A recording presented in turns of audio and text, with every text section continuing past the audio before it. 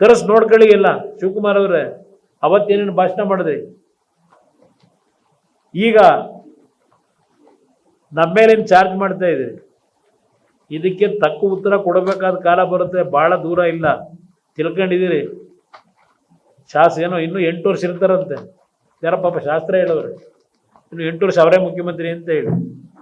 ಹಳ್ಳಿ ಕಡೆ ಹೋದರೆ ಹೇಳ್ತಾರೆ ಜನ ಏನಿದೆ ಪರಿಸ್ಥಿತಿ ಅಂತ ಹೇಳಿ.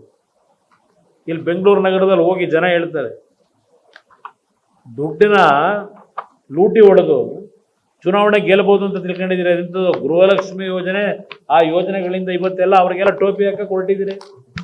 ಪಾಪ ಯಾವ ನಮ್ಮ ಅಂಗವಿಕಲರು ವೃದ್ಧಾಪ್ಯ ವೇತನ ಎಷ್ಟು ಲಕ್ಷ ತೆಗಿಯಕೊಟ್ಟಿದ್ದೀರಿ ಇವತ್ತು.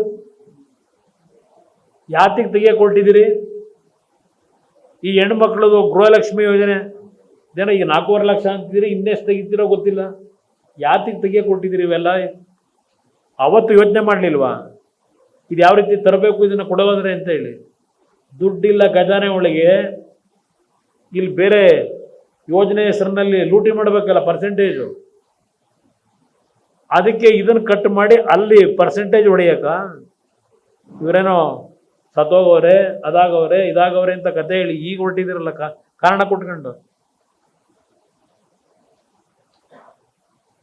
28, 29 ಕೇಂದ್ರದಲ್ಲಿ ಬೇರೆ ಬರ್ತಾರದು. ರಾಹುಲ್ ಗಾಂಧಿ ಅವ್ರನ್ನ ಪ್ರಧಾನಮಂತ್ರಿ ಮಾಡೋದೇ ನಮ್ಮ ಆದ್ಯತೆ ಭಾಷಣ ಮಾಡೋರು.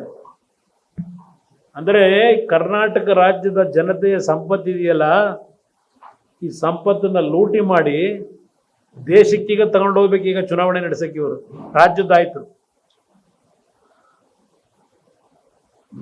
ಎಂಥದ್ದು ನಾನು ಮೊನ್ನೆ ಯಾರೋ ಹೇಳ್ತಿದ್ರು, ಇದೇನು ಕ್ಯಾಬಿನೆಟ್ ಎಕ್ಸ್ಪ್ಯಾನ್ಷನ್ಗೆ 5% ಗೌರ್ಮೆಂಟ್ ಸೀಟ್ ಅಂತೆ,